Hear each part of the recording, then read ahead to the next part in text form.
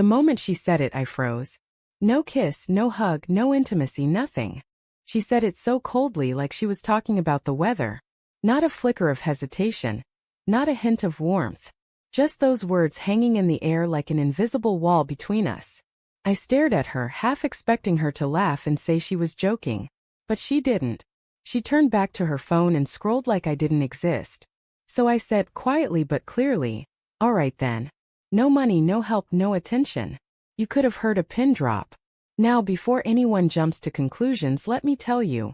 I wasn't some heartless husband. I loved my wife deeply. For 6 years I gave her everything. When we got married, I was just starting my small business. She worked part-time, but when she said she wanted to quit to focus on our home, I supported it. I wanted her to have comfort, peace, the life she dreamed of. For years I worked 10 to 12 hours a day building something for us. She decorated the house, picked out furniture, talked about future vacations and kids. We were happy, or at least I thought we were. But over the past few months things started feeling off. It began with small things. She stopped greeting me at the door. Her hugs turned into half-hearted pats. The good night kisses faded into mumbled words as she turned away on the bed. She used to call me during lunch breaks. That stopped too. At first I thought maybe she was stressed. I even asked her, "Is everything okay?" She'd smile faintly and say, "Yeah, just tired." But her tiredness had selective timing. She was too tired for me, but not for her phone, not for her friends, not for the new fitness class she suddenly joined 3 times a week. Then one night after dinner, I went to kiss her like I always did. Just a small peck before bed. She flinched. Literally flinched away. I blinked. "What's wrong?" She sighed, exasperated. "Nothing, I just don't feel like it." "Feel like what?" "Kissing your husband." Her expression hardened. "Why do you always make everything physical? Can't we just not be intimate for a while?" That's when she said it. No kiss, no hug, no intimacy. My mind went silent. And that's when I told her. No money, no help, no attention. I didn't shout. I didn't curse. I just matched her energy. At first she laughed like I was bluffing. But I wasn't. Next morning, I left for work without making her breakfast like I usually did. When she texted, "Can you pay for the groceries?" I replied, "You have your own account, right?" She didn't respond. That weekend she wanted to go out for dinner. I told her I had no mood for socializing. The irony wasn't lost on me. For once, I watched her feel the distance she'd been building. But here's the thing. I wasn't doing it to be cruel. I just wanted her to realize what it felt like when the person you love starts acting like a stranger. For weeks, we barely spoke beyond basic chores.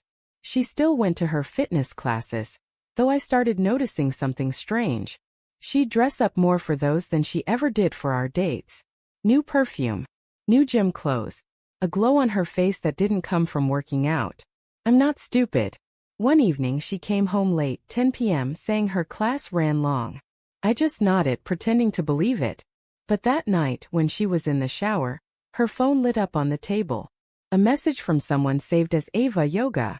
But the text said, "I can still smell you on my hands. Miss you already." My stomach dropped. My hands shook. I didn't even have to check further. That one line told me everything. I didn't confront her right away. I wanted her to show me who she really was without realizing I already knew. For the next week I acted normal, maybe even calmer. I paid no attention, no affection, no warmth. And she noticed. She started asking, "Why are you being so distant?" I almost laughed. The hypocrisy was insane. Finally, one night she snapped. "You've changed, you're cold. You don't care about me anymore." That was it. I stood up, pulled out her phone from her bag and handed it to her. "Ava from yoga says hi," I said. Her face drained of color.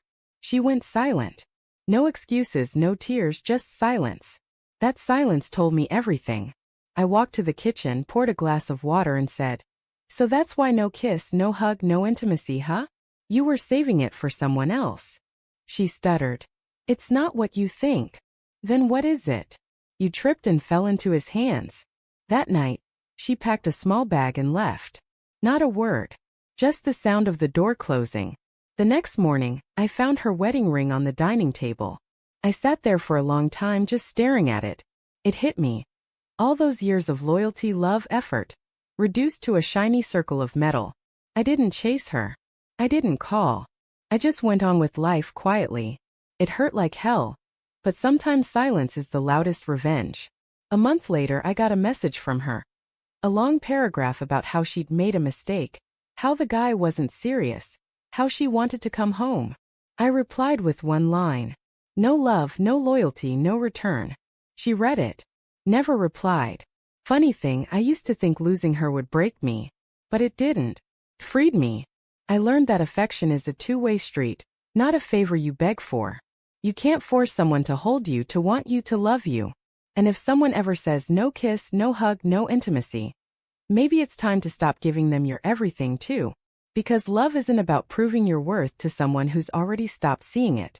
It's about realizing that walking away, quietly, calmly, with your dignity intact, is the sweetest revenge of all.